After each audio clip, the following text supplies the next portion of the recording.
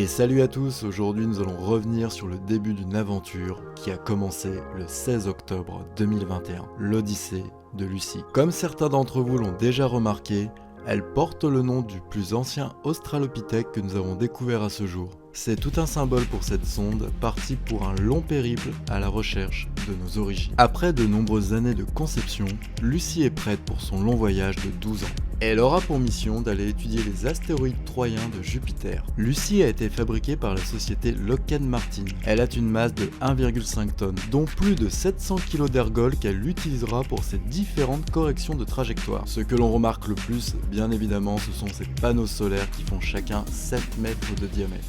Son équipement pour étudier les astéroïdes sera un spectromètre imageur et un système d'imagerie par infrarouge. Entre autres, ces différents instruments lui permettront de déterminer la composition de surface des différents astéroïdes, sa géologie, leur masse et leur densité. Et maintenant, on va parler de son plan de vol. Comme vous avez pu le suivre sur notre direct, Lucie a décollé le 16 octobre 2021. En attendant la plus proche configuration pour se rendre vers les astéroïdes de Jupiter, elle restera en orbite autour de la Terre. Voici son parcours de ses nombreux survols.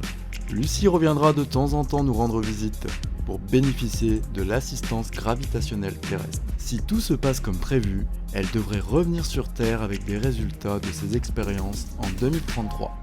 Mais Lucie est bien plus qu'une superbe innovation technologique. Comme ses grandes sœurs qui ont exploré les recoins de notre univers, elle sera également la messagère de notre existant. Comme pour les sondes Voyager 1 et 2 qui ont emporté avec elles les fameux Golden Records, elle aura avec elle une plaque qui retrace son parcours ainsi que des messages de personnalités, tels que des anciens membres des Beatles comme Ringo Starr ou John Lennon, ou encore des personnalités comme Carl Sagan ou Albert Einstein.